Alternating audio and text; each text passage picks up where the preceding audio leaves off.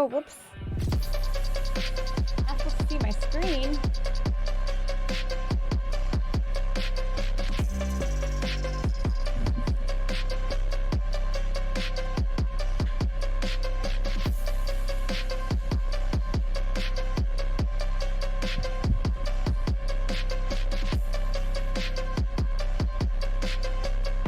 Hi, everybody. Welcome back to our regular programming. We didn't have true crime all of last week, so I'm so excited to be getting back into it. Thank you again to AB for substituting for me on Thursday. And oh my god, this is like really dark.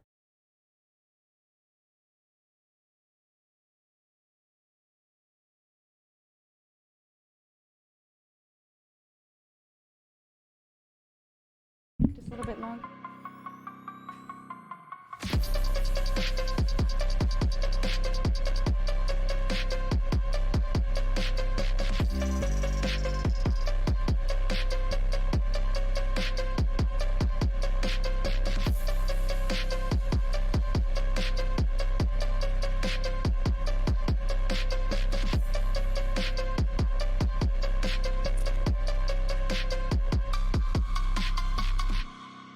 Okay, whatever. It looks a little bit dark, but that's okay. So, welcome everybody. Didn't we have true crime on Thursday? Sort of. We sort of did. But now we're back to the regular schedule. So, before we start on the most twisted case you've ever heard, wait, let me save that soundtrack because I really liked it. Save it to my starting soon playlist. New playlist stream. Oh, okay, yeah. So before we get started with that, I want to share a story with you guys. This one is called 87-year-old woman fights off teen who attacked her in bed, then feeds him because he was hungry. This one was just so interesting. Okay, we'll get back to her in a sec, but an 87-year-old woman in Maine fought off a teenage intruder last month. And then she fed him snacks in her kitchen after he complained of being awfully hungry. She woke up to a teenager standing over her in bed after he had broken into her home. He said, "I'm going to cut you," Perkins recalled to the newspaper. "I thought to myself, if he's going to cut, I'm going to kick." So I jumped into my shoes. If anyone knows that movie Duplex that we mentioned yesterday, I swear this is exactly what it reminds me of. Perkins, who was home alone at the time, okay, so the intruder was hitting her, grabbing her shoulders, and pushing her against a wall as she grabbed onto a chair nearby to defend herself. The only reason I'm chuckling as I read this is because, like, what the story became. After all of this that he did to her. Okay, and then she said, "That helped." Perkins said, "I was hollering for help out the window. Thank God I had the chair between us." It would have been worse. Okay, so then she said the teenager kept punching me and pushing me until the teen, who reportedly wasn't wearing pants or shoes — oh, I didn't catch that part the first time I read this — got tired out and then went into the kitchen. She then pleaded with the teenager to leave the home, but he wouldn't as he continued to look through the kitchen. "I kept saying, 'You need to get out. You need help,'" he told the newspaper. He said he was awfully hungry and hadn't had anything to eat for quite a while. And I said, "Well, here's a box of peanut butter and honey crackers. You can have that. You can have that whole box." I gave him 2 containers of Ensure, and I gave him 2 tangerines.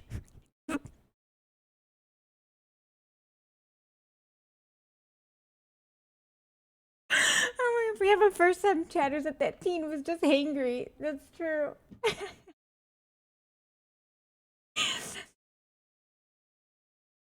Sorry, I'm just catching up to your chats. I just wanted to share that story. I thought it was so funny.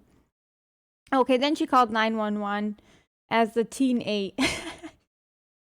So yes, the police found the teenager did have a knife with him at the time of the attack, but he left it in the kitchen during the scuffle.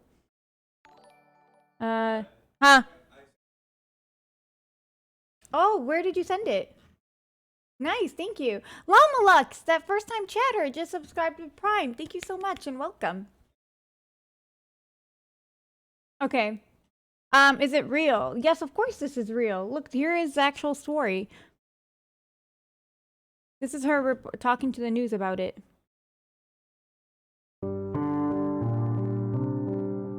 I didn't watch this video yet, by the way.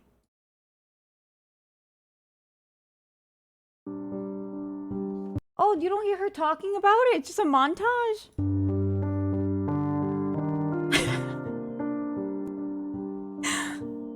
He then pleaded a teenager to leave the home, but he wouldn't as he continued to look through the kitchen.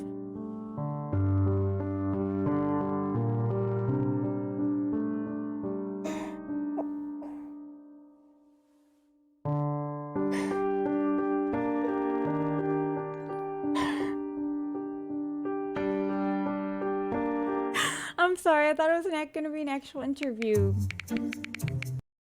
I'm sure they have it somewhere though. What's her name? Marjorie Perkins? Okay, Marjorie Perkins. Now let's see if we can find it.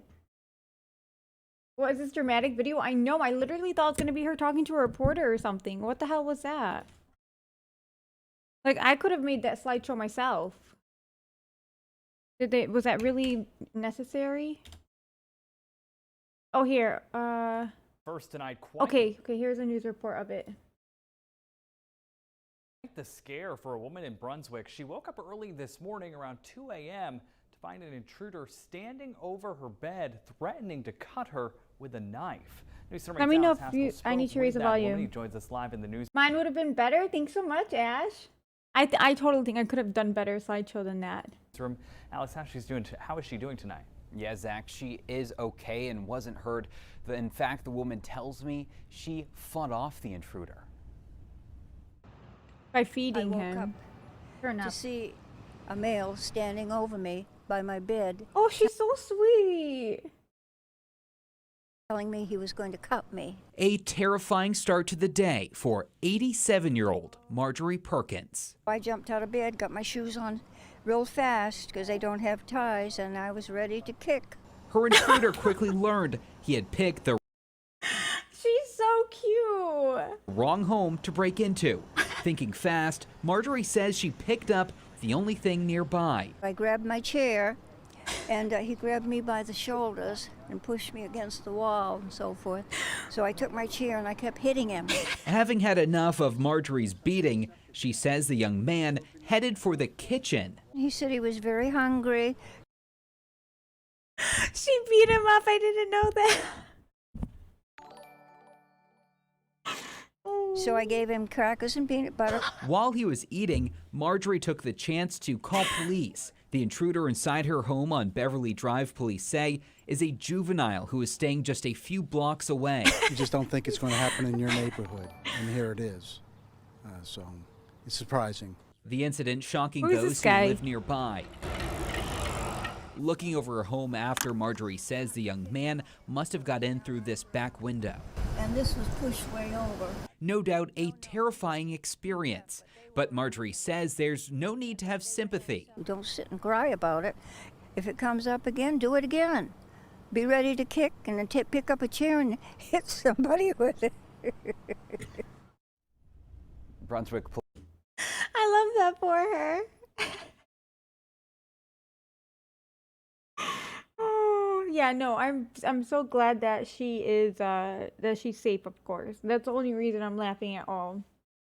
It's just funny because of like the story we learned about yesterday about that that devilish landlady in Sacramento who's killing all those tenants, and she was an old lady. And it's like, oh, don't judge a book by its cover. But like, I guess that applies again here. He probably thought, the intruder thought that this old lady would be an easy target, but she was not.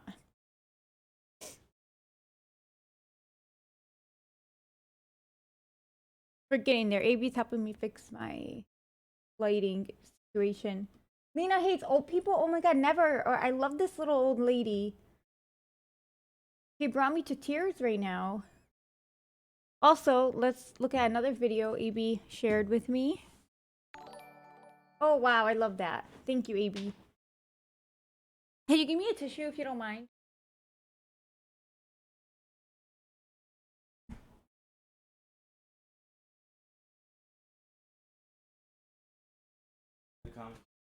Okay, Amy just sent me this video. Visit site. Annie, you have been vocal about They're saying, Amy, show feet. This video is called Anfisa gives Paula the finger and sparks a fight. Oh my god. I love Paula. Annie, you have been very vocal about wanting to have a baby. Yes. Yeah. But do you think you'll ever have a baby with David? Now I thinking I cannot. Now I think just 0.1% is possible. And that's one of the things that the doctor said is, doesn't matter for a man what age. The doctor said I was a good candidate. She is young. So it's really dependent on the woman. They need, Once you have an I mean, infection. they need George to sit up. let how you take your baby, to play like a, I mean, But why? Oh. it's 60 years old. 60 the years old, baby though. is 1 year, go play. I wasn't giving you the finger. I was just pointing at him. They need him. Well, if they need him, they're gonna tell him. Wait, what? No, I was just mentioning it, but don't give me the finger. I'm not doing anything I'm to gonna you. give you the finger. No, I'm not For doing. I'm what? actually looking at him to point and that someone is calling you. Don't be rude. 'Cause Oh, I'm not you're doing telling me to not be rude? Look whatever. at the pot calling the kettle. Can you shut up? No, you shut Why is she being so rude? up. Don't give me the damn finger. What's wrong with you? I'm not doing anything to you. I was just pointing at him that someone is calling him. Wait a minute. What just happened? I was just trying, no, it's just someone was calling George and I was trying to be nice to tell George and the other girl, just give me the damn finger. Like, seriously? Come on, girl, behave. Yeah, seriously, Anfisa. You're gonna tell me to behave? Oh, You should have whatever. behaved last season. Stop with it. What? You're gonna try to hit Yeah, me? I am. Oh, try it. Try it. Seriously, try it. Hi, girl. Why are you provoking me? Why Wait, are who you pushed that lady in the red dress? Try it. Seriously, try it. Hi, girl. Why are you provoking Who was that guy? Maybe one of the producers? Why are you provoking me? I'm not even doing anything. I'm not even looking at you. You're not Oh, that yeah. interesting for me to look at. Oh, no, that's interesting. You talk about me all the time. Oh my God, you wish. You I wish. I You don't wish. Please, It is girl. the truth. Please, girl. Girl, I can take you down. But you know Well, what? then do I it. don't want to go to that level. So Oh, you're already below I that need level. water. I don't need to look Yeah, at your please. face. I think we're gonna take a break. What the heck? Oh, please. Well, come on. Why did Paula walk off? Seriously, you just want to hit me? Just a little girl trying to hit me. What a joke. I know how you felt from last season. What did she do last season? Whoa, Bearded Chair! Thank you so much for the 10 gifted subbies! Thank you so much. Passing weird. W Beard. Thank you so much. That's awesome. And shout out to everyone who just got gifted subby. About me. But you a male or Now, what did you mean by that? You should have behaved last season. right? I'm trying to find someone like better than her because she's not that pretty though. She's okay. You know, she says she don't want Kisserman, thank you so much for the subby. They said this really is the most twisted case I've ever heard. Oh, we haven't even gotten to that yet. to go to that level. Excuse me, I never said anything about her, did I? No. Last season, Paola was rude to me, so I flipped her off because of that. She put on a fake front, and to my face, she was smiling, but behind my back, she was just trash-talking me. While I never said anything bad about her. I don't Drama like on snakes. 90 I don't like Day. people like that. So I don't want to have anything to do with her. Oh my goodness. Okay. She Anfisa killed George? What? just came to me to try to fight me. She wanted to hit me. Can I stand up next to her and try to hit me, girl? Have you ever seen me lifting? She's got animosity. She's holding off. Pao tried to approach her on it, and she walked out of the room. Seriously, I can fight back, but I don't gonna get to her damn not- level. All right, let's take a break. Thank you. That girl had to pee. Let's move away to lunch. Lunch is on the second floor. Wait, Abby, should we watch the clip all the way through or just their pearl?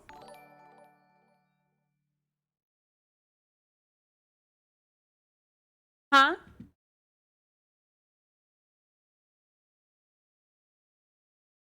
Right. Or I think. What if something else happens? I tried to go to Oh, the she other cut. room, They like, go to to the say same hi, and I room. was They're gonna go to actually, the same I room. wanted to apologize with her. And her attitude immediately, I say, I'm Fisa, and she just like walk away, and I'm like, okay. Can we ask for that? Your own room to eat. Let me get you back in there where your food is, and then I'll see if there's anywhere else for you guys to go. They so did that on purpose. Want her food? Let's go for food.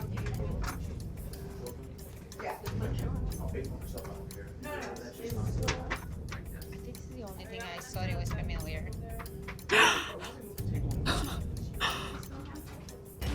So why'd they disappear? What disappeared? Can we disappear as well? Do we have like diva moments too? Honestly, I don't care about other couples and what they think. They should mind their own business and stay in their own lanes. She hit Whoa! George. So Hassan Azar, thank you so much for 10 gifted subbies, you guys. Thank you so much. And welcome.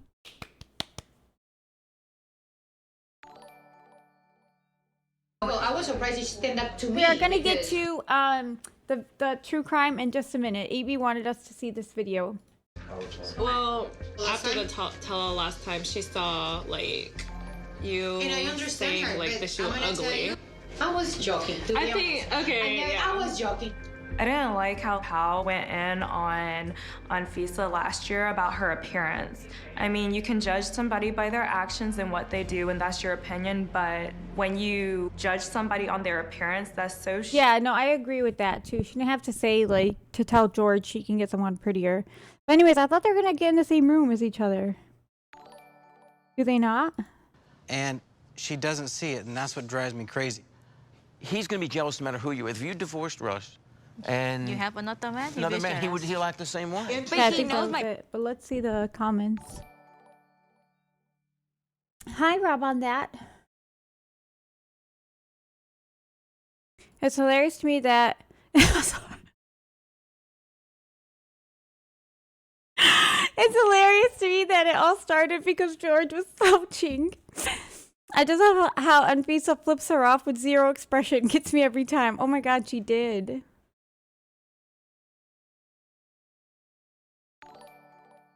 Once you have the I vasectomy. mean, if you're too late, how you take your baby, you know, to play like a. I mean, if you're 60 years old. I love how hypocritical Pal was by saying, "But I don't want to. But I don't gonna get to her damn level." And she was the one who talked so much about Anfisa in the first place.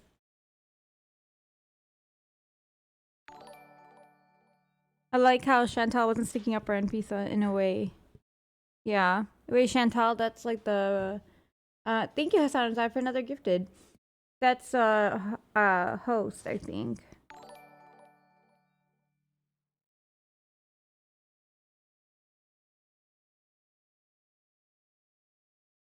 To be honest, Anfisa in the show isn't a good person, but she's the only one that is pretty upfront about her motives. This is true. She didn't even try to hide that she wanted expensive things. Whoa, honestly, I'm with Anfisa. She heard Pao talk shit about her for no reason, and if I knew someone said something about me, I wouldn't want to talk or associate with them. No, I don't agree. Pao wasn't coming at her like that in this moment. There's a time and place for everything. And the producers are just trying to get George to sit up and stop slouching. Let's just handle that first and then keep the drama for later. It is George's fault.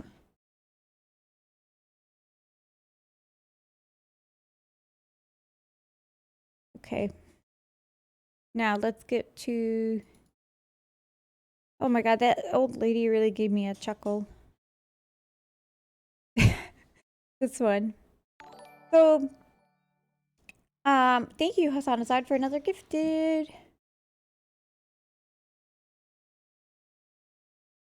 This is a case we are going to see today. It is called The Most Twisted Case You've Ever Heard. Oh, Explore With Us Crime Storytime? Is that different from their main channel? I don't know. Let's see. Listen, I've just been... Montgomery County Sheriff's Office. Kiki, thank you for the gifted. Listen, I've just been told that there has been a murder. 911, where's your emergency? We need an ambulance. I went in to turn the living room light on. I can see blood. Ma'am, I don't know. I didn't touch him, but it don't appear that he's breathing. She called herself the brunette bomber and fantasized about the day she'd go out in a blaze of glory. I had stabbed him at least 3 or 4 times. I meant to kill all 3 of them. I'll hurt somebody if I'm with other people. I'll keep going. When Sean Ball entered the picture, it was only a matter of time before she had him under her thumb, and the friendship was a recipe for disaster. He soon became the willing accomplice she'd been looking to find. However, Sean had no idea what he'd gotten himself into, as the murderous rampage carried out by the selfie killer would prove much more Oh, she's the selfie killer? Amanda Taylor photo with victim. devastating than he'd ever anticipated. Her plan was she wanted to do like a true mass murder spree. What woke you up? Her. It was Saturday, April 4th, 2015, and Marlena Light joined her daughter, Amanda Taylor, and Amanda's friend, Sean Ball, on a trip to Walmart. They're going to kill her mom, Marlena. Right? She must be a victim. That's why they on a blurred mission her. to buy Easter basket fillers for Amanda's 2 young children, as Easter was the following day. But Oh my god, no. I hope it's not her kids who are the victims. She said she stabbed them both. everything took an unexpectedly violent turn later that afternoon. Amanda's mother, Marlena, received an alarming call from a restricted phone number that same night. On the other end was Amanda. Yeah, I'm going to say I got the phone call around 9 or 10. She said, Mom, I love you, and I appreciate everything you've done, and you've always been a good mother. And I'm sorry for everything that I ever did and all the lies I ever said. And I had to do something bad, Mom, and I don't want to tell you because I don't want you to yell at me. I said, what Sierra, thank you for the gifted. did you do? I said, are you hurt? I said, just tell me, I can help you. Marlena couldn't make any sense of the situation, but it was clear that something terrible had occurred. She pleaded with her daughter to come home, back to Christiansburg, Virginia, but Amanda refused to do so and stated that she and Sean were en route to Pittsburgh, Pennsylvania. It was no secret that Amanda had been headed on a downward spiral, and it all began with a traumatic event that had taken place nearly 8 months earlier, back in late August of 2014. Amanda's estranged husband, Rex Taylor, had allegedly been battling depression and prescription substance abuse for several years. He put an abrupt end to all of it the day he took his own life. Upon Rex's untimely death, Amanda fell into a deep depression of her own. Along with it came an intense level of rage, and all of that bottled-up anger would be unleashed on one unwitting individual. No. At least, initially. It wasn't as if the tragedy marked the onset of Amanda's issues, however. She had a checkered past, and Mariah Roebuck, whom we'll soon hear from, substantiated that. She'd become friends with Amanda when they were around the age of 12, and the two had gotten into quite a bit of trouble in the years that followed. Wait, who is Mariah? What the heck? We'll soon hear from substantiated that. She'd become friends with Amanda when they were around the age of 12, and the two had gotten... Whoa, Hassan Azar, thank you for 10 more gifted subbies. Whoa, thanks so much. That's awesome. Chat saying what's on. Seriously, thank you so much for 20 gifted subs already. Into quite a bit of trouble in the years that followed. According to records from the Montgomery County Sheriff's Office located in Virginia, it was back in October 2005 when Amanda and Mariah jumped into a car and ran away from home. Both 14-year-olds were charged with unauthorized use of a vehicle. In the midst of Amanda's indiscretions during her 9th grade year, she met Rex Taylor, who was 2 years her senior, and they began dating. In early April of 2006, Amanda was charged with disorderly conduct as a result of some alarming behavior that took place at her high school. She allegedly screamed, "This place, I hate this fucking place, I hate you people, I'll kill all of you." That's when they should have kept following her. They should have kept an eye on her And they just should have kept on this girl. Who says that? I'll kill all of you at school. The incident definitely went beyond the threshold of standard teenage dramatics. Amanda became pregnant with the first of 2 children she and Rex had around this time, and her Hi, baby. Okay. high school career came to a premature end. But the birth of their son didn't seem to slow her down much when it came to engaging in criminal behavior. The years leading up to Rex's death were riddled with more run-ins with the law for Amanda, including another attempt to run away that involved the theft of a vehicle, a conviction of underage possession of alcohol, multiple domestic altercations, and a drug conviction relating to methamphetamine. Then there was... Oh my god, do you think they're gonna say her husband didn't actually unalive himself and it was something she did? That is so sad. If that's like what happened with that case of that murderous old lady and her best friend / business partner. And her son was so sad. All her kids were so sad thinking she unalived herself. And really, that wasn't the case. Was the issue of Amanda and Rex's rocky relationship that had been marred by alleged infidelity, among other obstacles. Finally, in April of 2014, the two went their separate ways, reportedly as a result of Rex's prescription substance abuse. He returned to the home shared by his father, Charles Taylor, and grandfather, Alan Taylor. 4 months later, his lifeless body was discovered in a shed on the property. So began Amanda's downward spiral that culminated in absolute tragedy. Her next crime was so gruesome, so shocking, that it was beyond words. Oh my god, it's gonna be crazy. It's gonna be really crazy because Explorer Dust never gives like this warning ahead of time like that. With the the text and everything, they've never done that. The only time they use text is when they're for subtitles and phone calls, things like that. But they must have found this one really, really crazy. But there was much more to the whole disastrous situation than initially met the eye. Elements of evil had been carefully hidden under the guise of revenge.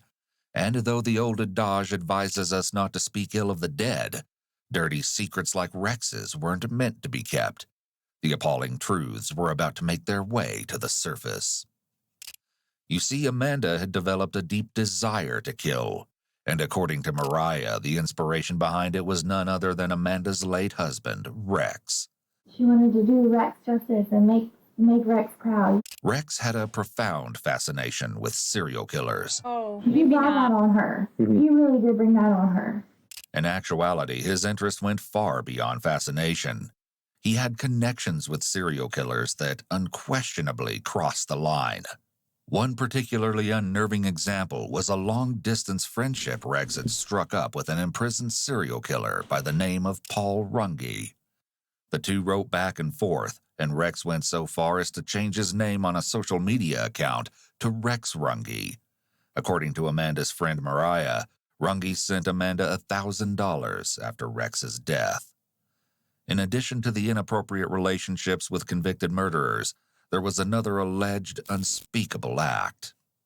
Like Rex's obsession, Amanda's was further evidenced by some appalling revelations. Past social media posts under her account where she took on the nickname Brunette Bomber glorified mass murderers and their violent attacks, including Timothy McVeigh, known as the Oklahoma City Bomber, and Dylan Klebold and Eric Harris, the perpetrators of the Columbine High School massacre. Wait, what? There was a video for Columbine? What is this footage here? It didn't end there, though. According to Amanda's parents, Huh? They were like recording it. Oh my god, that is so sad. And scary. There's the home videos they took. It's crazy how many videos there are like that. They probably inspired so many people after them. Because we've seen other videos like on this channel, Explore With Us, of what's it called? Of like teenage boys who documented the events leading up to their school shootings. Lena and William Light, Her favorite movie was that one where those two boys went in and shot up that school and then killed themselves. My dad said that on her Facebook she's been communicating with people from ISIS. She had 25 people from ISIS. Wish her a happy.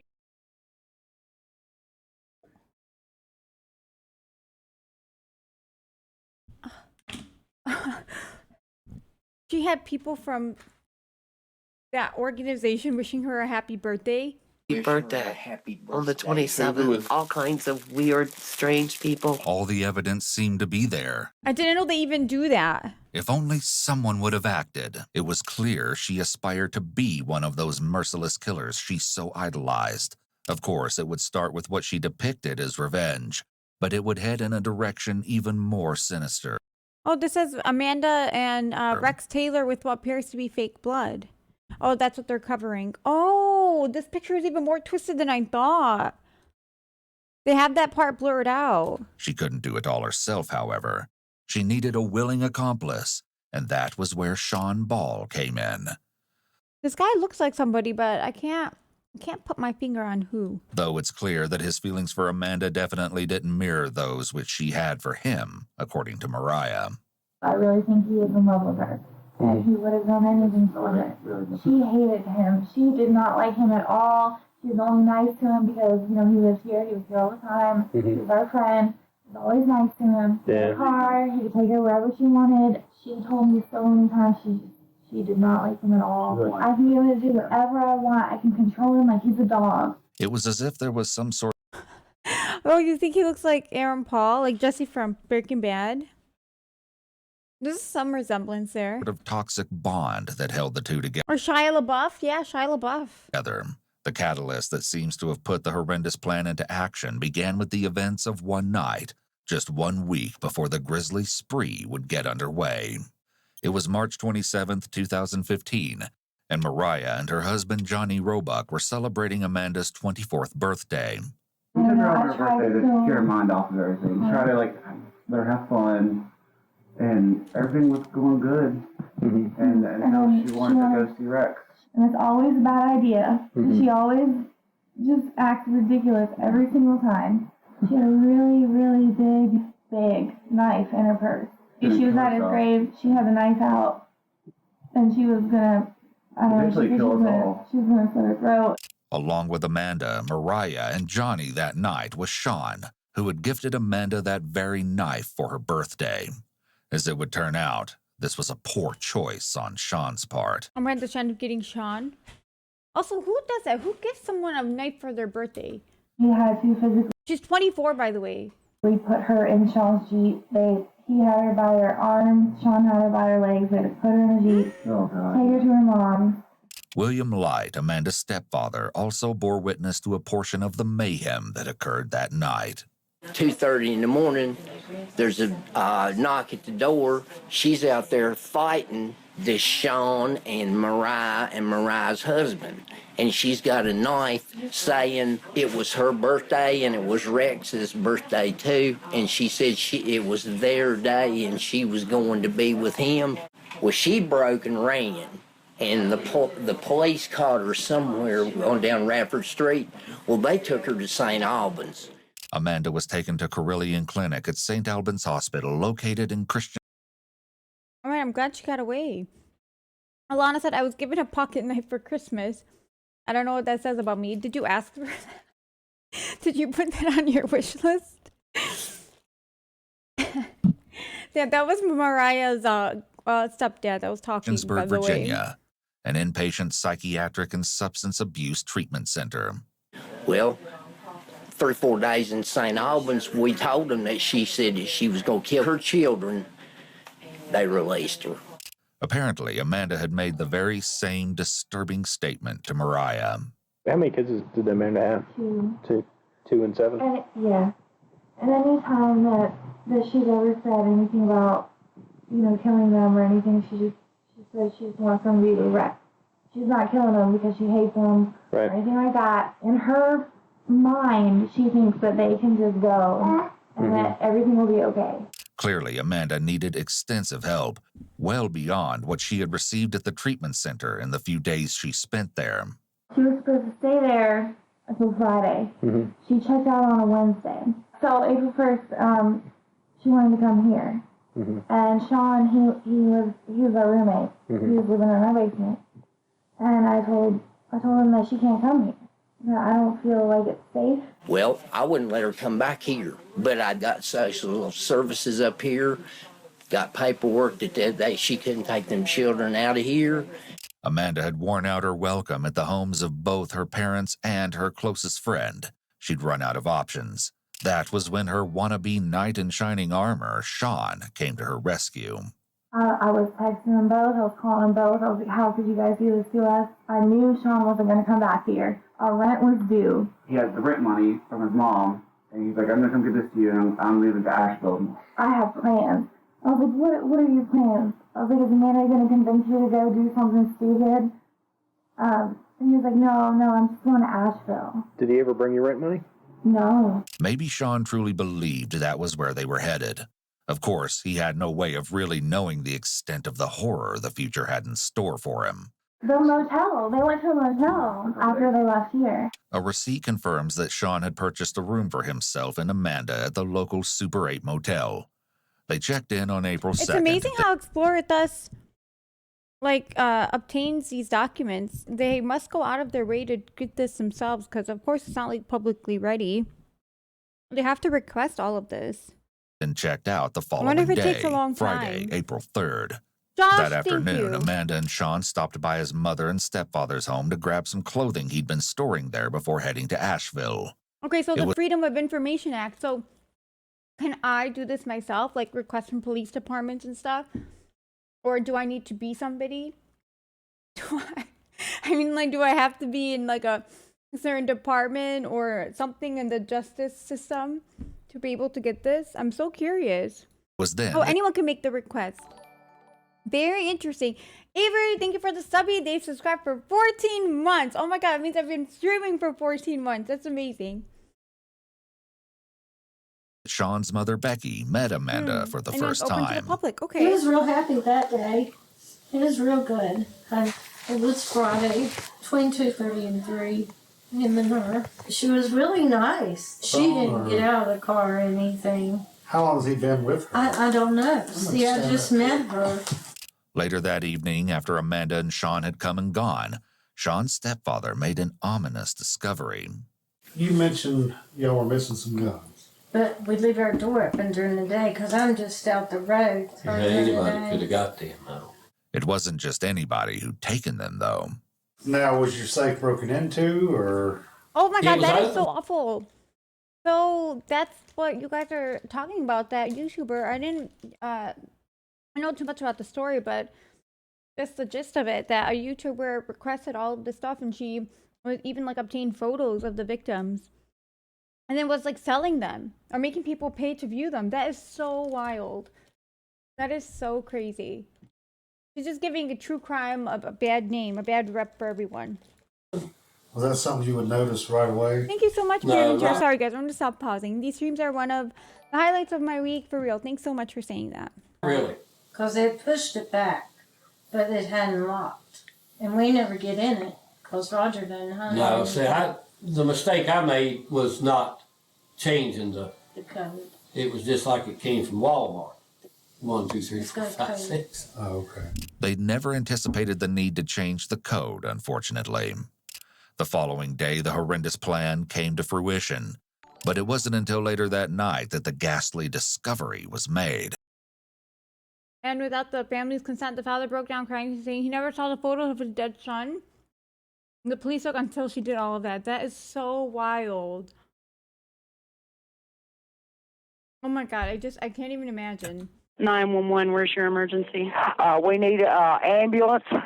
I went in to turn the living room light on. I can see blood. Ma'am, I don't know. I didn't touch him, but it don't appear that he's breathing. Around the same time the 911 call was made, Amanda placed that upsetting call to her mother, Marlena. She said, Mom, I love you, and I appreciate everything you've done, and you've always been a good mother. And I'm sorry for everything that I ever did and all the lies I ever said. and I had to do something bad, Mom. Then the following day, Easter Sunday around noon, Amanda's mother-in-law received a distressing call, though it came from a restricted It's gonna be the kids. I feel like she did something to her kids. source. Melissa Taylor knew right away that it was her daughter-in-law Amanda on the other end. She said she just couldn't stop stabbing him. I said, please stop. I said, please stop. You got them babies to think about. And she said she'd never get to see the babies again and that she wasn't going out of this world alive. She said, I said, please don't hurt nobody else. She said she wasn't going to hurt nobody else. And that if the law goes to apprehend her, she would shoot. They're not going to take her alive. No one could have ever predicted the identity of the victim Amanda had targeted. The revelation would come as a complete and total shock. By this time, a manhunt was well underway for both Amanda and Sean. Then a haunting post appeared under one of The Brunette Bomber page. Amanda's social media accounts. Today when she called, she said, Mom, Sean was off. He couldn't handle it, so I'm by myself now. But this wasn't the whole truth. Not at all, as it would turn out. That evening, pings from cell phone towers were used to locate Amanda's whereabouts. Members of the North Carolina State Highway Patrol observed Sean's white Jeep heading east on I mean, none of us go out of this world alive, but maybe English is their second language. I was wondering about that too. I'm like, what does she mean by that? I-40 near Asheville. When they attempted to pull her over, however, she fled. She wasn't going down without a fight. Law enforcement braced themselves. They knew she was armed and extremely dangerous. This reality was only further reinforced by yet another sobering social media post that had surfaced that day. It read, "All right, it's about that time. I'm going to find my husband in hell and finally be at peace." Turning herself in was obviously not part of her plan. After a 2-mile chase, spike strips were strategically placed in Amanda's path. Oh my God. Finally, all of the devastation and chaos came to an end when Amanda was taken into custody around 8 o'clock So she didn't do it though. She didn't unalive herself. that night, miraculously without further incident. A few hours later, a Montgomery County Sheriff's Office investigator and an FBI special agent sat down with Amanda. In the interrogation room now, Amanda is about to receive her Miranda warning. She doesn't look like troubled at all. She just seems so like casual and collected. You're about to catch a glimpse into the mind of a demented killer like no other you've seen before. The majority of the following footage has never been seen before. You have the right to remain silent. Anything you say can be used against you in court. I feel bad for the mom, but at the same time, I can't help but think, what the F were you like as a parent to make your child end up like that? True, but also they were saying a lot about her husband, how his obsession with serial killers and stuff is what kind of influenced her. So I don't know. It could be how she grew up, or just maybe from her husband. Amanda agrees to speak with the investigators, and surprisingly enough, she's poised to reveal every last twisted detail. Amanda begins her account of how she and Sean built their makeshift arsenal. It's no surprise that it began at the home of Sean's parents. So Friday morning, I'm pretty sure it was Friday morning, we went and we reset the code, and he got out the 2 handguns and That long gun? whatever, the hunting rifle, the big one that was in the back. Right off the bat, Amanda displays some grooming behaviors. People typically do this when they want to be liked or seeking approval. Additionally, I think she was just pushing her bangs out of her face. I do that a million times a day. My hair always gets in my face. I'm not displaying grooming behavior. I'm looking for the attention or approval of others. got some anchor point movements going on, which show that despite talking calmly, she's likely feeling anxious. Sean placed the firearms in his Jeep, and that marked the very point when talk had transitioned to action, and everything was officially put in motion. The first visit that Saturday to the humble home of Charlie Taylor in Ellett, just a few miles from Christiansburg, had occurred that morning. Charlie had supplied his daughter-in-law Amanda with some money to cover the cost of Easter basket surprises for his 2 young grandchildren. The second visit, however, would prove nothing like the first. It's going to be her father-in-law? No, not her mother-in-law. Maybe her father-in-law. And it quickly took a horrible turn for the worse. Because they didn't say who the How did it victims are start? yet. I mean, how did It is. It's her father-in-law. That poor old man. the assault on Charlie or the attack on Charlie, how did it start? I know it's like a really pathetic excuse, but I really just got really angry to where I blacked out. And that's what I told him at the hospital that I needed help with, because when I get nervous or angry, I just act on impulse, I can't help it. As soon as she's confronted, Amanda begins rubbing and touching her face, a self-soothing technique. As well, her hands emphasize when she says act on impulse, but just before she says it. This is a clear cluster of anxiety, but also shows that she's experiencing brain and body mismatch, since her motions don't match her words. This indicates that what she's saying here isn't the full story. Something is missing. I killed Charlie at 3:27. I purposely did that because that's mine and Rex's day. I think he just seeing him crying and sobbing over it. And I do remember, he's like, I wish I was with Rex. I was like, you wish you were with Rex. And then Is she insane? Is she insane? People say that all the time when a loved one passes away. And they're just delirious about it. She was like, oh, you wish you were? Well, here, I can help with that. That is so insane. Did you take the knife out then? Is that when you took it Yeah. out? Okay. So you stabbed him, you don't know how many times you stabbed him? I have no idea. Okay. Do you remember where you stabbed Charlie at, where the places that you stabbed him at? I tried really hard to stab him in his chest. I know there's probably defense wounds. He put his arm up. Oh. I'm pretty sure I stabbed his face. Oh my I was god. mainly trying to stab his chest. I know Sean got his arm. This poor old man is being attacked by two people. One of them stabbing him and the other hitting him with the crowbar. With the crowbar and I think his head. Okay. And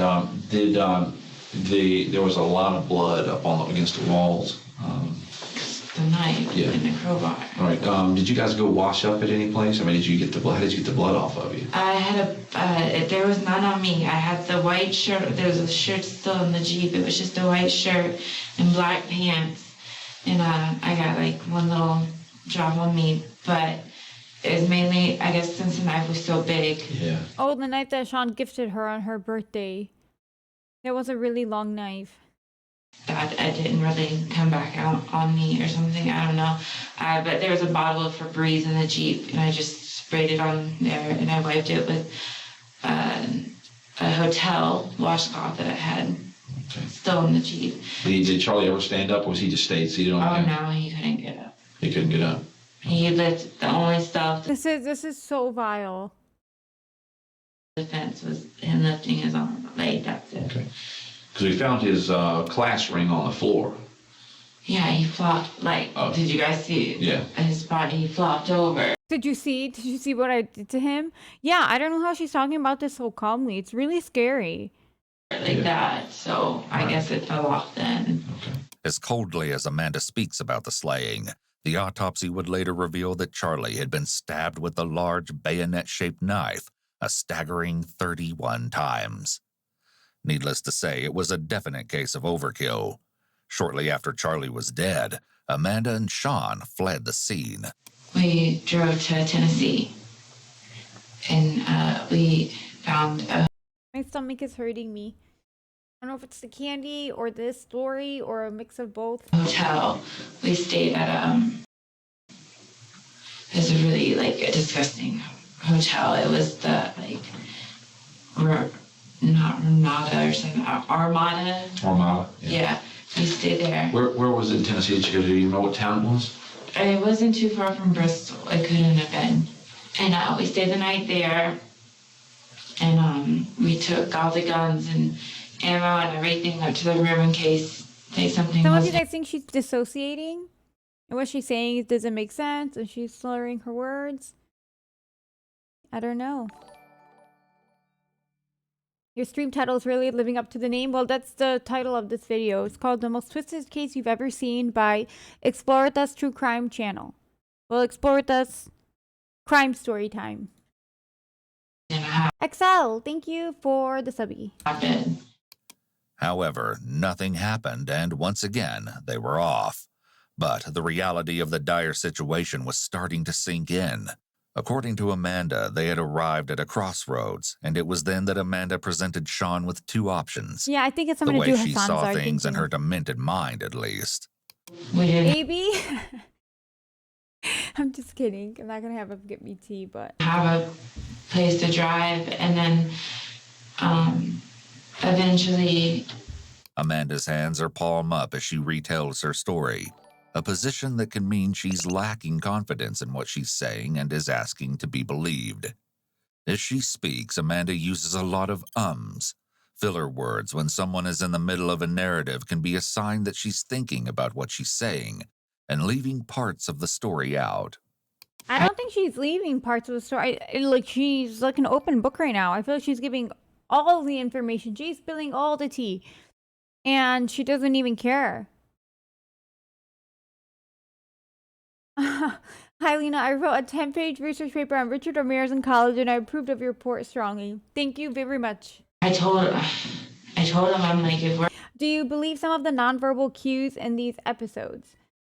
Sometimes I agree with them, and other times I'm like, okay, they're reaching. Like the moving her hair out of her face means that she's grooming herself to like be more attractive or whatever, or get their attention or make them like her more. That is insane. We're gonna survive. We're running out of gas. We have no money.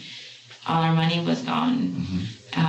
Like, we're either gonna have to kill people and get it, or we're going to turn ourselves in. Or like her going like this is like a form of self-soothing. No, I think maybe her face was just itchy. What did he say when you said that? She needed peanut butter. Nothing.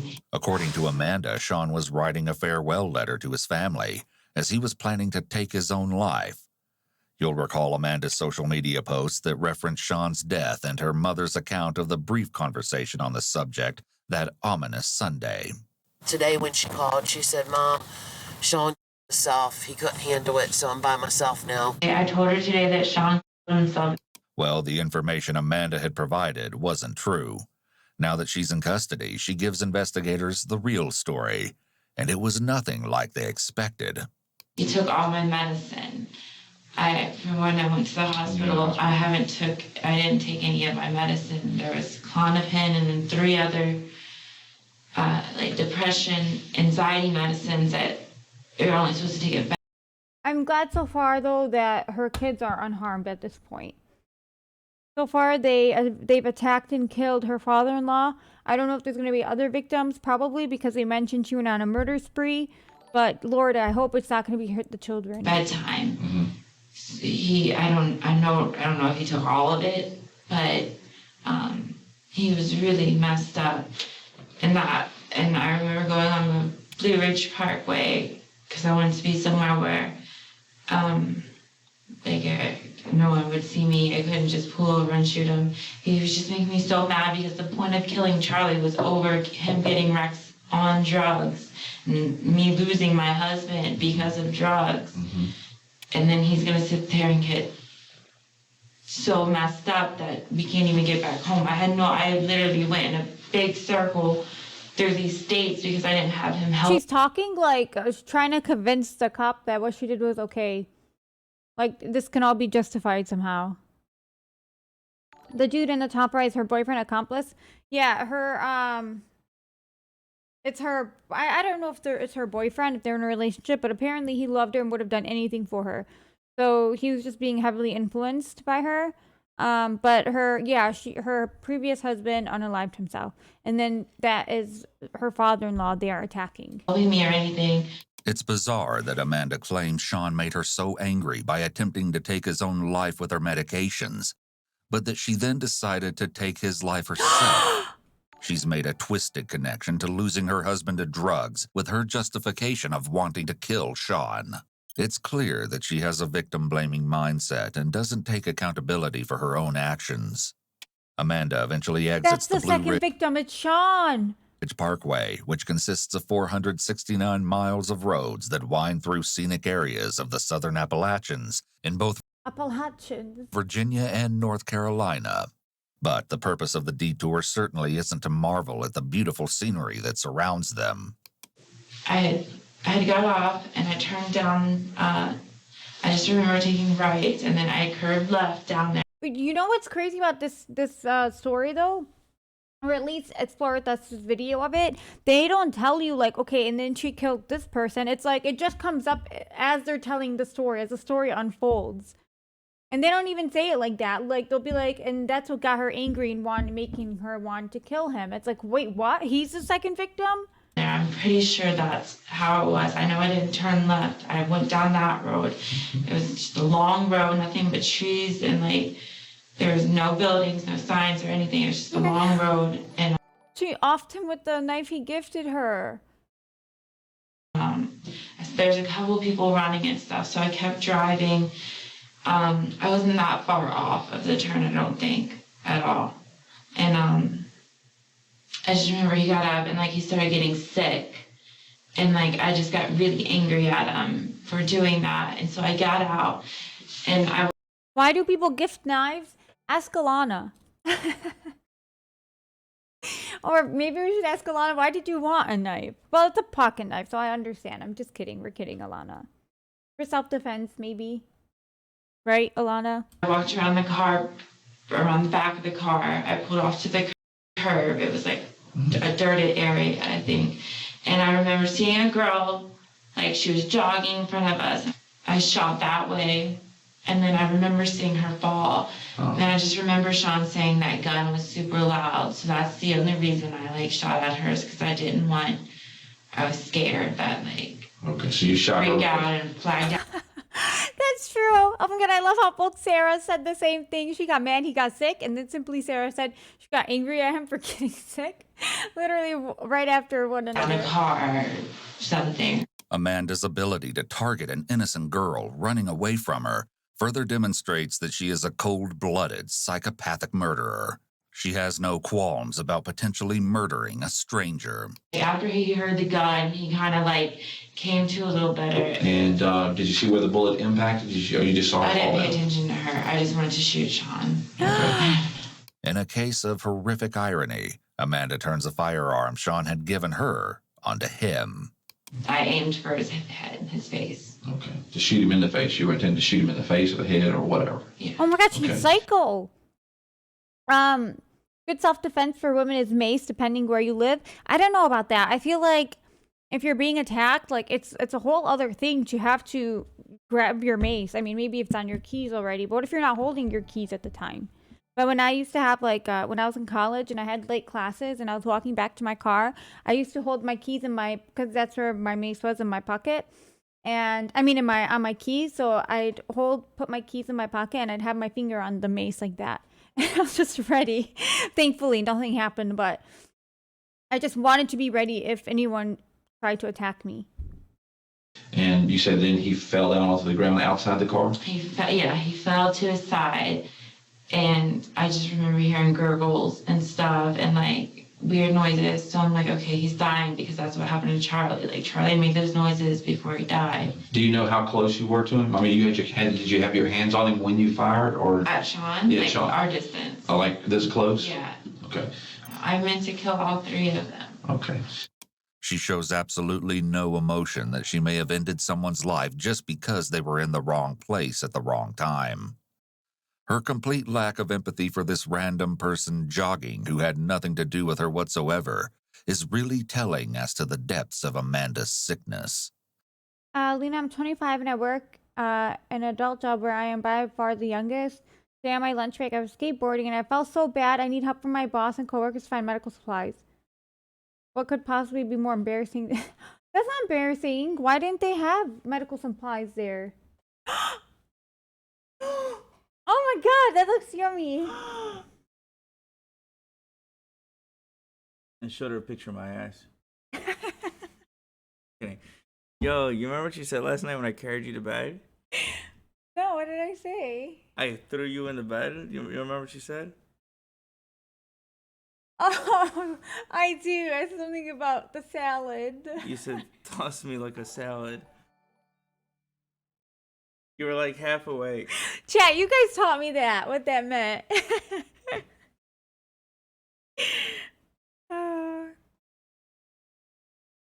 What are you getting?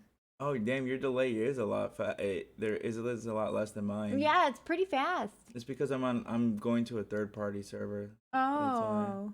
Yeah, no, I love this. Okay. Sorry guys, I'm just ordering my acai bananas. I like that. Yes, you did, Carolyn. What's up, Sanazar? Thanks for juicing. Add strawberry. Add. Are you putting peanut butter in yours? I'm gonna put peanut butter. Okay. Add. Reminds me of better days. Okay. This is it. Oh, 2? Do you want the same? Oh, let me see. Oh, it's buy one get one if we get. Oh, so I'll get whatever you have. We usually get the same thing. I'm just gonna add mango. Okay. Spirit and Cheer says, "Hey, AB." Oh, you can still you can still add. It'll just be additional. Oh, Brie clip that said AB's yummy booty. AB's so naturally funny. I love it. And a side order of salad. Don't forget that, AB. Oh, Lena, not regular mace. I use beer mace that's pressurized in a can with a handle. Makes a huge cloud of mace. Best non-lethal defense. Okay. Somebody else said gel mace to use that one instead.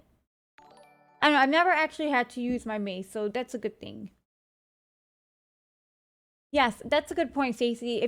Just an FYI, if you encounter bears, do not feed them or go near. I see too many videos online that make me nervous. What? Videos online of people going near bears?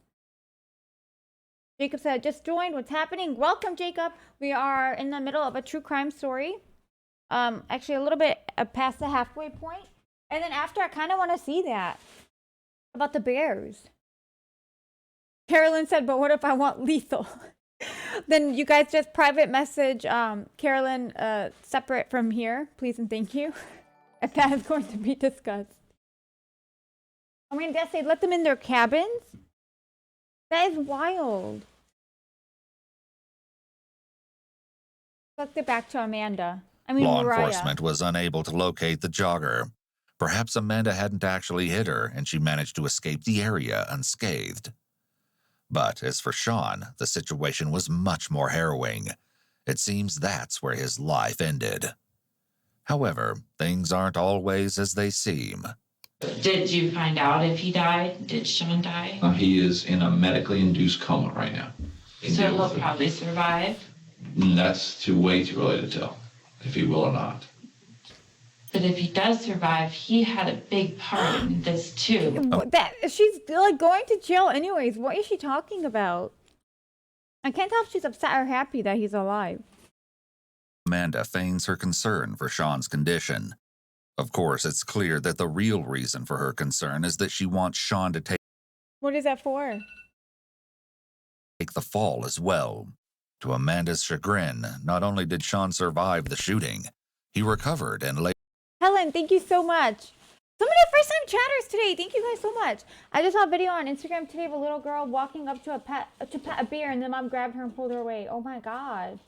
Well, that's a kid though. Maybe she doesn't know better.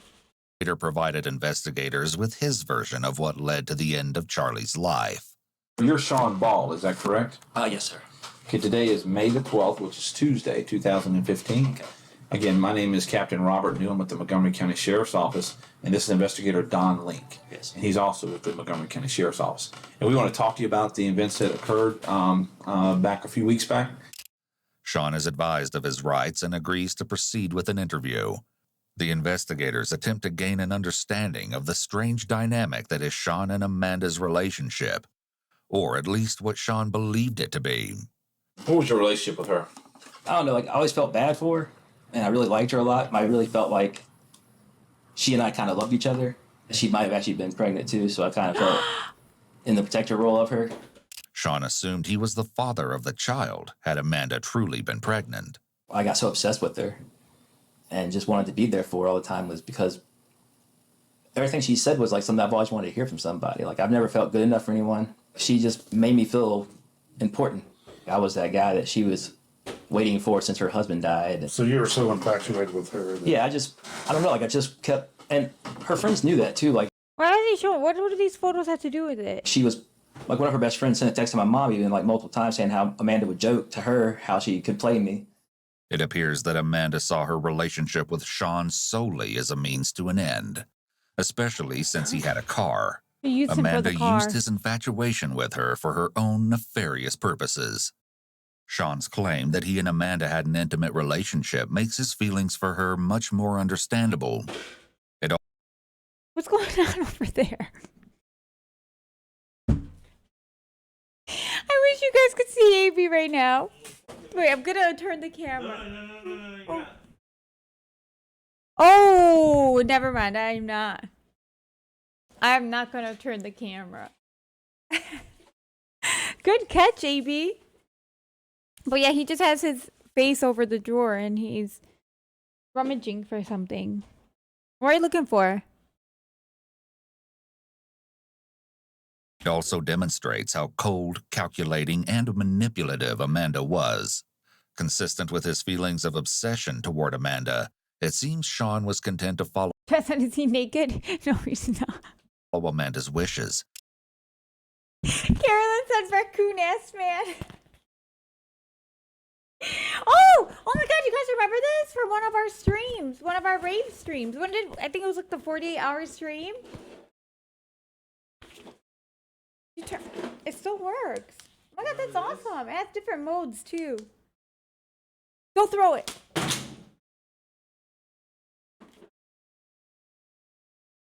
My old car key? Oh, that's sweet. Also, this is my old car key he has here. We need another 48-hour stream. Next time we should do that, AB. Next time we take a trip. I was telling him for Arizona, we should have just kept going non-stop. Well, I guess it was mostly connection issues. Oh my god, the whole chat's raving! Look, AB, the chat's raving! Look! Oh my god, I love you guys. I wish you could see it better, but because of the light, you can't really see. This is so beautiful! What the heck? My kind of beautiful. Okay. Let's everybody settle down now, because this is serious stuff here. No matter how depraved. Sean tells investigators about when he and Amanda arrived at Charlie Taylor's house somewhere around 3 o'clock that fateful Saturday afternoon. Okay, back to murder. We sat there and talked for... Oh, thank you, Stacey. I don't... Hold on. Hold that thought. Yeah, everybody, 1 second. Firecracker without putting roasted. Look at that shit right there. Okay, sister. Thank you. AB always cleaning, always. This is a video she sent. About the bears. Oh, damn. Oh my god, that is so scary.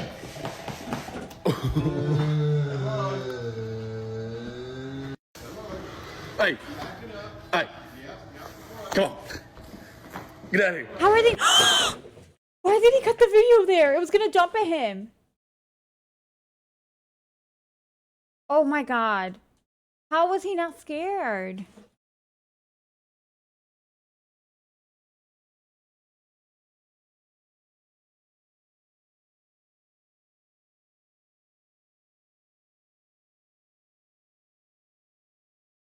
This is called 8 Bear Encounters. You really shouldn't watch. Should I heed their warning? Let's see it. These... Huh? What is that? I don't know what that is. Let me lower the volume a little bit. 8 petrifying bear encounters will surely make you think twice about ever going into the woods unarmed. Number 8.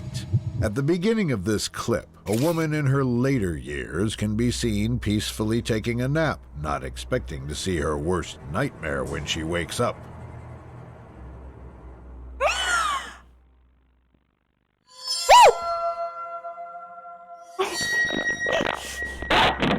Shocked and confused, she jumps out of her seat and puts distance between her and the animal, but ultimately stands her ground.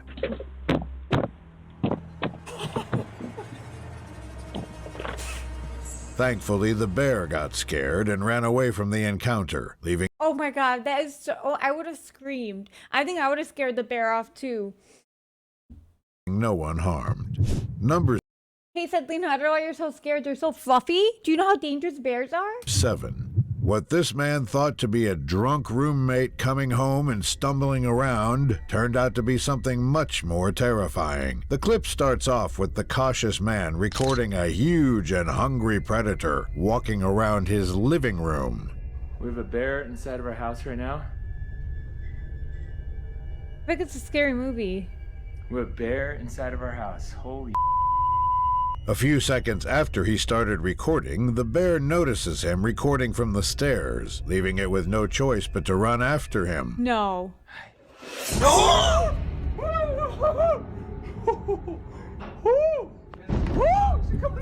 literally like a scary movie. As the bear makes its way upstairs, he runs to his room and looks back one last time, only to see this. Oh god. Wait, wait. Oh my god! After reaching his room, he talks with his scared roommate, who tells him that the predator went back downstairs. Unfortunately, the clip ends abruptly, and what happens next remains unknown. Number 6. Oh my god, that was so scary. That was literally a jump scare. Oh my god, bears are so scary. A supposedly long and drawn-out hunt almost ended in the most gruesome way imaginable after the hunter became the hunted. This terror-striking encounter begins with the man recording a bear trying to sniff him out from the ground under his little tree stand. Oh my god, it's gonna be another jump scare.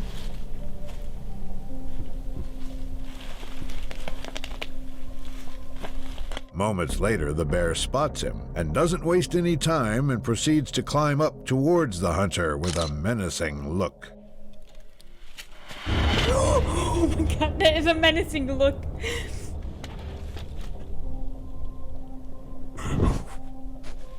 Fortunately, the bear goes back down, giving the man the chance to grab his shotgun and pepper spray. Expecting the worst, he prepares and aims down his weapons as the bear decides to pull off one terrifying move. Hey, bear. Hey, bear. Down, bear. Where's the... Where's the... Get down. Thankfully, the hungry bear gets the message and leaves him alone, ending the close call. Number 5. A man came face to face with death Very anticlimactic. I mean, I'm glad nobody got hurt. after he encountered a large mother black bear with cubs hiding in the trees during his hike in the Appalachian Trail. Oh my god, next time you come to Arizona, go up north and go to Bearizona. It's a drive-through bear park. They can come right up to your car. Windows have to be rolled up, of course. Oh my god. But you know what I always wanted to do? Those like drive-through zoos where the animals like peep their head into your window. That is so cute. I wonder where in California if they do that. Conservancy. The intense encounter starts with a man recording his hike when suddenly he Oh no, this stops guy's in on his ground. tracks after seeing something between the trees. That wasn't a Florida bear. Oh, there he is right over here. All right, buddy. All right. There you are. Where I'm is going. it? After seeing the enormous black bear staring at him, he stops and slowly backs up a few inches from the I see it, animal I see in it. order to compose himself. Just see what this bear wants to do, because we're getting close to the point where I'm gonna have to use force. Despite the presence of the bear, he resorts to walking forward once again as slowly as possible, hoping not to anger or startle the mother bear as he passes by. I'm going this way. You just stay where you're at. Is he There you gonna go. do something? There you go, buddy. You stay where you're at. Luckily for him, the predator lets him pass through and go on safely. Number 4. A group of No, that's friends good, that's got the good. experience of a lifetime after they encountered a large, hungry predator in search of food on a rural Russian road. This intense clip starts off with a group of friends recording a bear trying to go inside a parked but occupied truck.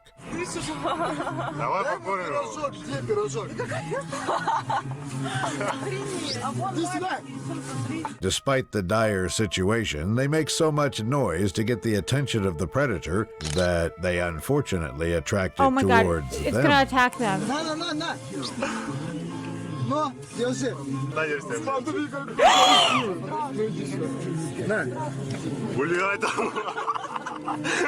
After the animal goes back into the bushes, they follow with the goal of petting it and giving it more food. Wait, that bear wasn't even scary though. It was so cute.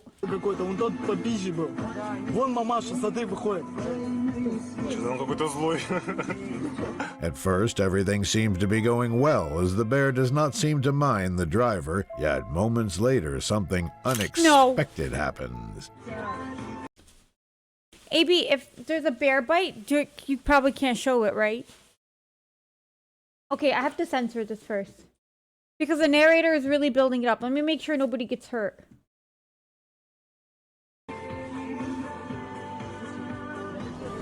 Oh! Whoa! Okay, I'm gonna show you guys because it's not bad.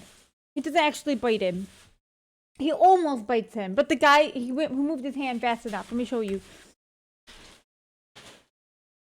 Moments later, something unexpected happens.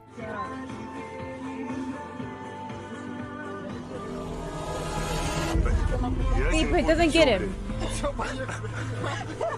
Surprisingly, They're like playing around with it. What's wrong with the that? driver's fingers remain intact, despite the situation they put themselves into. Number 3.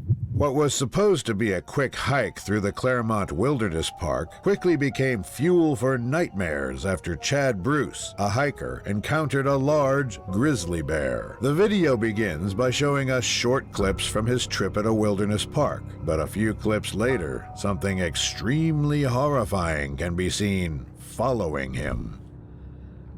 Baby fox. Hello. Got a major bear. That is a big one. Holy crap. An enormous grizzly bear seems to be following him, and despite only being a few feet away from the animal, the hiker manages to remain calm throughout the ordeal. Pretty fella. Really don't want to mess with him. It's so big. Kind of want to pet him like a little puppy. What? After securing the distance to be able to go behind the bear, he continues to follow it, enabling him to warn another unaware hiker. Better get off the trail, homie. Hey, there's a big bear right here. Just so you know, there's a big bear. Thankfully, the bear was docile, and no one was harmed in the encounter. That's how all these videos are. Why did they title 8 bear encounters you really shouldn't watch? Lena, you gasping is scaring me more than the vid girl. Oh my god, I'm so sorry. I'm so sorry about that. That really was a scary situation. Number 2. In the beginning of this clip, a bear can Man, be this is seen paranormal entering a activity house now. through a window that was left open while no one was home.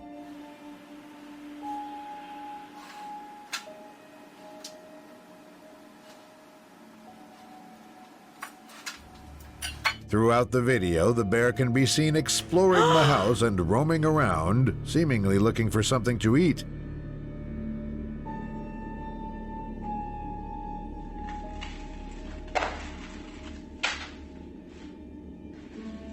At one point, Are bears smart animals compared to others? the animal is even seen awkwardly trying to scratch itself on the side of a kitchen counter.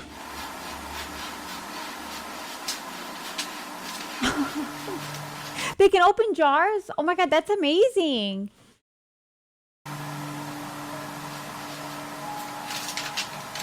Luckily for the family, the bear No, no one is as transformative, Miss Lena. Thank you, Miss Genghis-Khan. Made its way back out before they got home. Number 1. While floating down a river This one's probably crazy. It has to be. It's the number 1. towards their next camp, Fred Eichler and company came across 3 bear cubs and 1 angry mother bear. At the start of the video, Fred's team can be seen riding the river when they come across 3 bear cubs.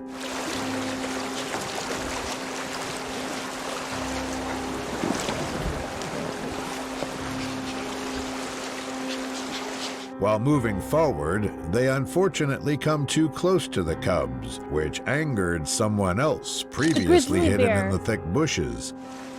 Come on. Let's go. Get out of here.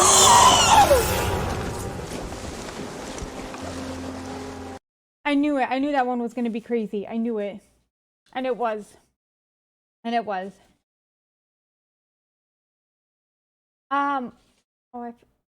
This all started because was it one of the Sarahs that was just giving a random caution to people: if you see a bear, do not approach it. And I was like, what? Of course not. So thank you so much for sharing that. Those were some videos we didn't know we needed to see. But yeah, animal intelligence is so fascinating to me. Like the other day I was watching Jurassic Park with AB, and he's telling me that velociraptors are like super smart and how they like plan amongst each other how they're gonna attack their prey. And I mean, that alone is so like fascinating, but also how do scientists know that about them? Okay. But that was a fun one. That was a good palate cleanser. That is a palate cleanser compared to what we were watching. Now we get back to the most twisted case you've ever heard.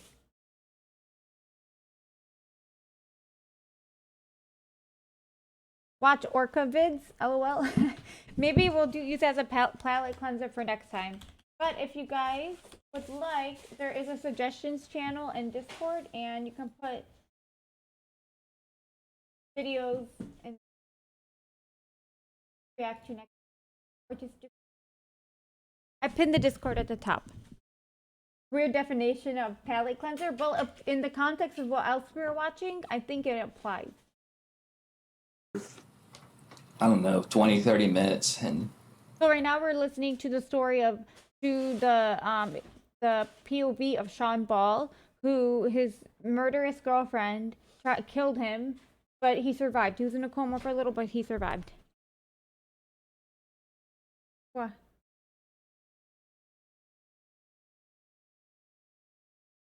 Amo Yahya. Can we tell Chad about your Amo Yahya? So should I not? It's kind of like a mystery case. Okay, we'll talk about him later. Later, maybe. he starts getting emotional, so I get up. Another ass pick? No, I wish that's on his heart. Calcia smoking cigarettes, he and I were. She doesn't smoke. But then she flops on the couch next to him. Then it's as if a switch is flipped. Amanda's demeanor drastically changes. And like I said, that's when the actual incident happened. And that's when she started stabbing him. Yeah. Sean minimizes things here by calling it an incident rather than a violent murder. Guilty individuals do tend to minimize the actions of the crime. She suddenly went into a fit of murderous rage. However, she didn't entirely act alone. What happened while she stabbed him? What happened? Tell me what happened. How did you get involved? Like I said, he reached up for her and was like trying to fight back, and I just started like hitting him. Though Sean is saying he hit him, he isn't mentioning that it was with a tire iron. He hesitates a lot as he speaks, making it clear he's thinking about what to say. Because like I said, I wanted to. It wasn't so much like I really wanted to kill. I mean, I knew it was going to happen. Like, I knew he was already, like, going for that, but I don't know, like, I even, like, told her, I was like, he reached up for you, and I just lost it at that point. Like, I just blacked out and started swinging because I saw him going for her, and, like, in my mind, I still, like, stupidly, I was still her protector, though, like, in my mind. I hit him in the shoulder and the forearm because he reached up. Sarah Fish Photo, thank you so much for the 5 gifted subbies. Thank you so much. Miss these nights, and obviously, oh my God, Kate, thank you so much. The chat is just so lovely today. Okay. What happened then? What happened to him? I think she stabbed him like one more or two more times after he was still kind of like flinching, and she stabbed him a couple more times in the chest, like rammed it in pretty good, like right through the, I want to say like the rib, like going towards the heart. I had stabbed him at least 3 or 4 times, and then Sean started. Oh my hitting God, him they're talking too, about an old man. Her basically father-in-law, after he was but also it's an elderly man. like dead. Well, not dead, but dying. Dying. Okay. In addition to the 31 stab wounds Charlie had sustained, he'd suffered 5 to 6 blows by the tire iron at Sean's hands. Murdering Charlie was just the beginning, or so Amanda thought.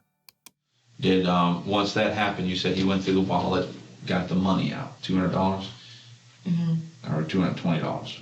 Yeah, it's like around that. Then what happened? That's when she started taking pictures. So you saw that one picture of her with the knife in her hand. Okay. In front of Charles. She showed it to me when she took it. The following. She killed Charles and then took photos with him? Is that why they call her the selfie killer? Thank you. Following day, they got back on the road, but that's when things really started sinking in, according to Sean. I was so guilt-ridden at that point, like, I had just decided I had taken like... Thank you so much. No, thank you. No, thank you. Look at this. Thank you. AB is the king of space efficiency. That's beautiful. All the pills that she had, like every last one she had, those bottles I emptied into my stomach with 2 bottles of water. Sean blacked out and Amanda took that exit off the parkway. What woke you up? Her. Like, I don't remember where we were because I was kind of in a haze, but she told me I had thrown up on my... There is so many Sarahs in the chat. I love it though. Sarah said, "LOL, Sarah chat, rise up." Bree said, "Oh my God, I thought AB handed Lena a puppy."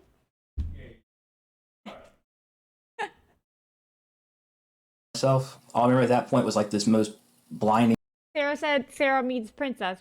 Who told you that? pain like I've ever felt. Like, I don't know what happened. Like, I just remember I didn't hear a gunshot or nothing. Like, I just went to the ground and felt like the most... It is such a pretty name though. I barely ever meet another Lena. I've never met another Lena, actually. That person. In California. immense pain that I've ever felt. In Dearborn, there's Lenas everywhere. I don't know, she shot me once, shot me twice. I mean, I got 3 holes in me. I remember just being on my back on the ground and like just screaming. And then she drove off. I do remember that part because, like I said, I lost color in my sight, actually. Like, I don't know how to describe that. Like, I couldn't see anything hardly, but I remember her like waving goodbye to me, and she just drove off in my Jeep. It was mind-blowing how quickly the tables had turned. Sean had shifted from willing accomplice to target of Amanda's unrelenting wrath. He never said he couldn't handle it. I don't think. But before that, like, the past few weeks, all he talked about is how he was a Marine and he loved killing and he just wanted to go on a spree killing and how he wants to be the real life natural born killers and all that. Like, I'm like into movies and I'm into that stuff. I never really thought I would do something. Lena's a very pretty name. Thank you guys. I'm a Sarah too. It does in fact mean princess. Okay, there you go. I never heard the name Lena until I heard yours on the podcast. Yeah, I don't think it's like very common. Lena's everywhere, really? No, really, yeah, in Dearborn because like one of my first cousins' name is Lena. It is very common there. Something like that. I think he couldn't do it. Again, her hands go palm up when she's talking, along with her hand gesture mismatching with her words. What's most interesting, though, is that she suddenly starts anxiously stuttering here, which she hasn't done before. Like, I'm like in the mood. Oh, Neela. That's a cute name too. My cousin is Lena with 2 E's. One of my like really good friends growing up actually was also Lena with 2 E's. Movies and I'm into that stuff. I never really thought I would do something like that. I think he just didn't. He couldn't do it. She suddenly seems desperate to say the right thing. Amanda also grooms her hair again. She wants to be liked and be believed in this moment. The only reason individuals in interrogation worry about being liked is because they're trying to be deceptive and want their deceptions believed by the officer. Okay, sorry to keep pausing. We're gonna finish the story. We are. It said, do y'all ever meet Anelia? That's my sister's name, but I've never met anyone else with it. Have any of you guys ever met Samiha? That's my sister's name. And it was my grandma's name, so she was named after my grandma. But like, she always hated it growing up because in schools and everywhere, no one ever knew how to pronounce it. But it's really not that difficult, the spelling of it. Samiha, 6 letters. Officers. People telling the truth don't need to be liked. Here, however, it seems that Amanda isn't being entirely truthful. She had made other plans. And seeing as how Sean was a combat veteran and considering all the atrocities he'd witnessed during his tour in Afghanistan, Amanda assumed he'd remain unaffected by his part in Charlie's murder. You said he told you he was in the military? Yeah, he said he was a Marine. Okay. Is that true? Sean's stepfather weighed in on this particular matter during a police interview. He was infatuated with military. Oh, thanks so much. Husk said, don't apologize for pausing. It seems like you like to interact with chat. I do so much. I mean, that's like my favorite thing about streaming.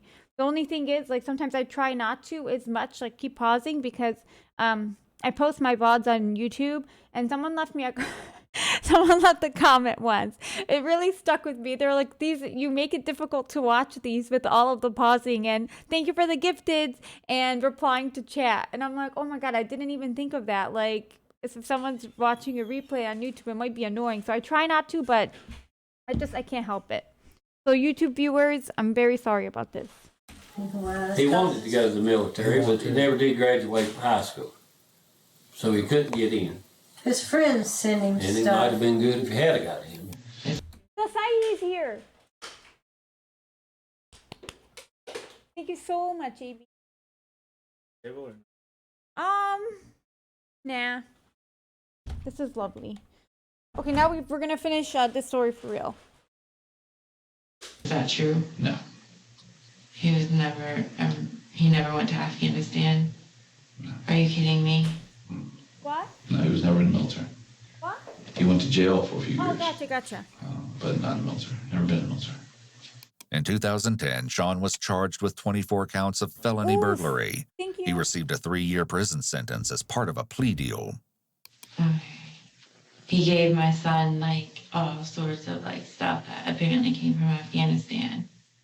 This girl and her connection. He lied about a lot. He lied that's I don't even know. I don't want to even say anything about that. It just makes me really mad. It was all just another lie. When it seems as if the loose ends have been mostly tied up, the investigator introduces a whole new topic into the mix. Have you done anything like this before? I mean, like, have you ever done anything like this before? Kill people? Yeah. No. Were you ever present when someone else was hurt or killed?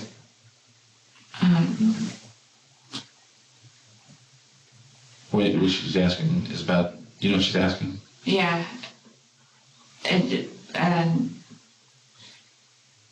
No.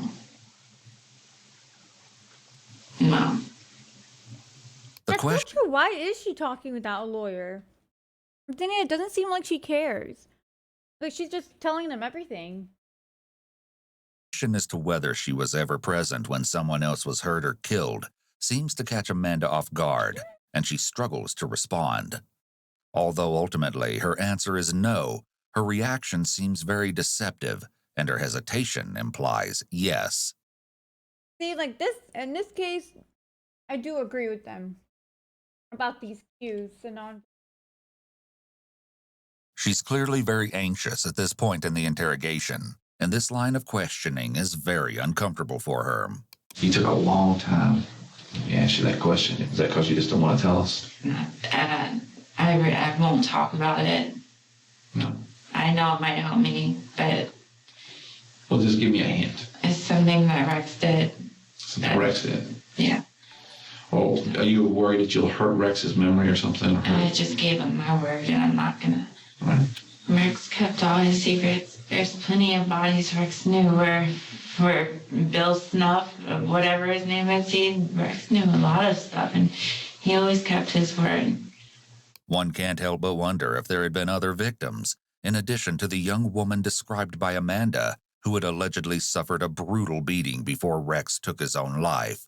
A horrific possibility, but certainly not implausible. Clearly, she'd planned out what to say about killing Charlie and Sean's attempted murder. But this line of questioning wasn't something she anticipated. But as it turns out, this particular investigator has known of Rex's unsavory interests for quite some time. My specialty is in... They were on to Rex already. Well, I don't think I really introduced myself other than you may have met me a while back. I command the Criminal Investigation Division for the Sheriff's Office. I'm also a task force officer with the FBI. My specialty is in computer and network forensics and tracking people over networks. So you know. So you know. He must have been onto her too because she had all of those friends on Facebook that were supposedly part of that terrorist group. I don't know if I could say it on Twitch, but you guys know what I mean. I know a lot. As the investigator says that he works in computer network forensics, Amanda's eyes shift. You can see her thinking about what this means and how much he might know. She has also gone completely still. I worked some stuff with Rex back before he died. And I knew Rex said, you know, the cases I worked with him, he talked about writing to all these serial killers and sending pictures of your kids to these killers and things like that. Did he tell you about all that? Yeah. Okay, so you knew about all those things. Though her hands disappear under the table, you can still see them moving, and she's engaging in some self-soothing behaviors. And Rex didn't really hide a lot of the stuff that he did. I mean, as far as, you know, what he told a lot of people about that stuff. After a bit of careful prodding and some time to think, Amanda reluctantly reveals details of the act, an alleged brutal attack that had taken place. Her task pissing me off. Somebody said, I was wondering if it's a Santa Claus tattoo. I don't think so. What do you guys think it is, though? And why did it bother you so much? She's lucky she doesn't have a lawyer. She would have given up right away. I don't think so. If someone like Richard Ramirez can secure an attorney who stuck up for him the whole way through, I feel like she could manage one also. A few years earlier. However, it's important to note that this story has never been verified, and there's no evidence that it ever occurred. It was some drunk girl that was from Blacksburg that was walking down when we lived in Ellet, and he picked her up and he beat her up pretty bad, and he left her there. I don't know what happened.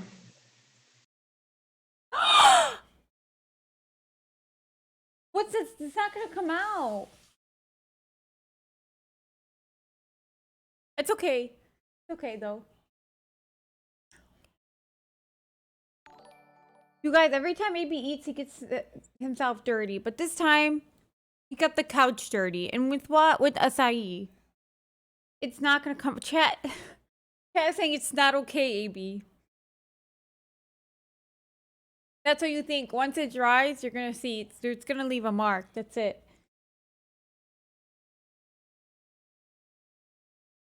And right before our family's coming to visit. I hope not. They're saying off the couch, AB. Tell him to eat at the damn table. Wait, seriously, what's the damn table for? What are you doing? Oh yeah, okay. In his defense, it's all covered up with a lot of my stuff, actually. He said, hi, can you see the table? We have a first-time chatter came in and said, bad, AB, bad. Okay, Hassan Azar has confirmed. I dropped a acai on my IKEA couch before and it will come off. Thank you. Whoop him, Chess.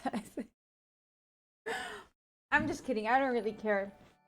I was just so shocked because, like, Avery's so careful when it comes to that stuff. Where's that damn dinner table? It's just right behind me, but yeah, I have my stuff on there. I don't know who she was. Get me my red bag with my makeup. One day I'll do as good as he does. Did she live, die? You don't know. I didn't care. I didn't know. Sound She was like blonde and little, and she was obvious. She was our age.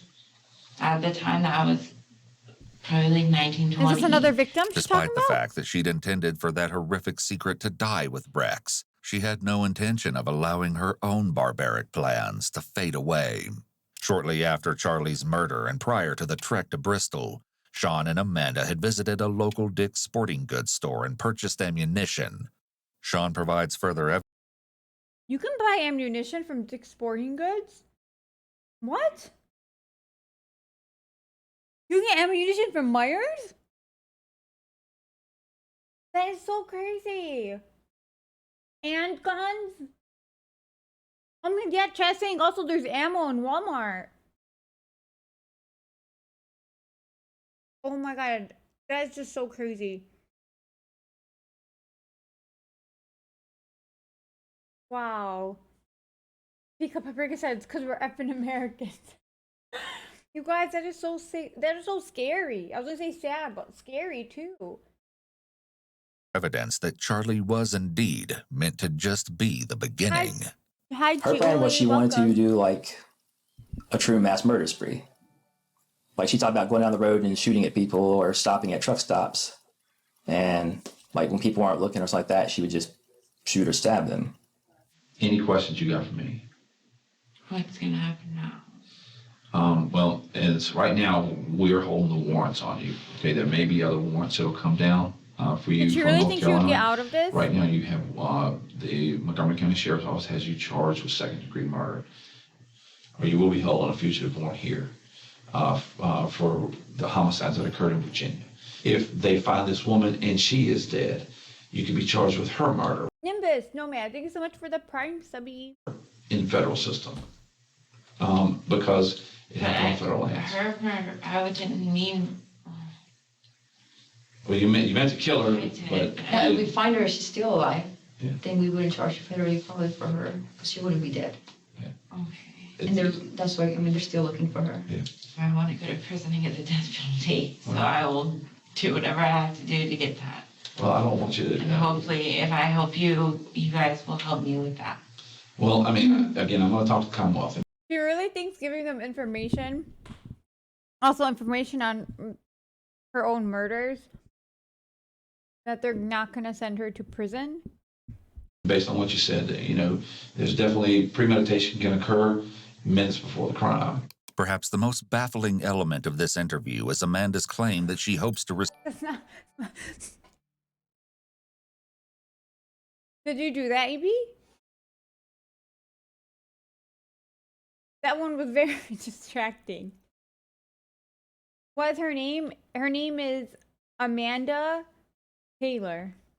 receive the ultimate punishment. However, it's not No. especially Oh, but- believable that she truly That's feels kinda this cool. way. Had Amanda genuinely wanted to end her own life, she could have done so before being apprehended by authorities. This just reinforces the edgy persona she tries to convey. The same one seen in the photos she posted to social media after murdering Charlie. And it sounds like you've planned this thing to kill You're him. gonna see my Facebook, so you'll. I already know. Yeah, I mean, I've seen your Facebook and I've seen your Instagram. She doesn't know that they were onto her Facebook and Instagrams under the account Brunette Bomber. And you've pretty much said what you did and why you did it, and you intended to do it. So you said in here that you intended to do it, I don't want, not like, I mean, in a cell, will I be alone? I can't. Well, based on what you're telling, I mean, we're going to, the people that are out here, you're going to get their intake process. You'll go through a screening, an assessment of your danger to others and your.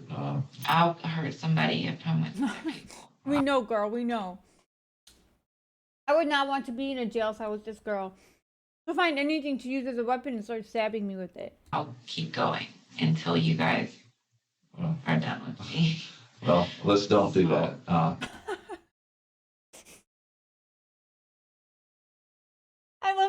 response. Well, let's don't do that. If you don't do that. Sorry to say that, but that Thank you was so my much, goal. Nimbus. Was just to do what I need to with Charlie, and then I'm done. So I'll do what I have to do. Well, let's don't kill anybody. Okay, try not to do that. But thankfully, the dream of mass murder will remain just that for Amanda. A jury deliberated for less than 30 minutes before finding her guilty of first-degree murder. In mid-November of 2015, after an unusually expeditious trial, she was sentenced to life in prison. As for Sean, he opted for a plea deal and was sentenced to 60 years for first-degree murder, with nearly 19 of those years suspended. Hi, friends. How are you today? Oh my God, yeah, wow. I hope you're having a wonderful day so far. My name is Bailey Sarian, and today is Monday, which means it's murder, mystery, and makeup. Oh, I love the mix. Oh, you got to think you love Bailey. I don't think I've ever seen her videos, but this seems very interesting.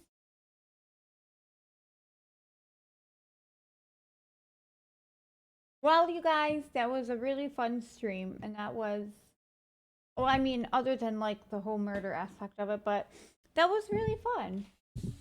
You guys made it fun, and the bear part, watching the bear videos. Thank you to whoever shared that. And then that old lady from Maine, Marjorie, who fought off her attacker, that was just awesome too. That gave me a really good chuckle.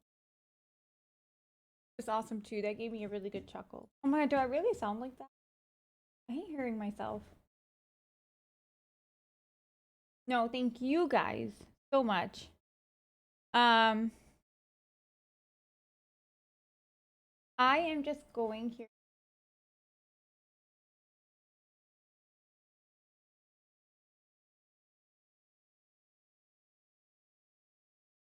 Loved your stream. Oh my gosh, thank you so much, Marion. Okay, guys, before I end, Support the homie. let's all join the raid train. We're going to raid Frogan. Bye, guys. Probably see you tomorrow. You beautiful bastards. Oh, good. Tell Avery to go live. I'm cleaning and I'm preparing for tomorrow, fam. But tomorrow. Love ya.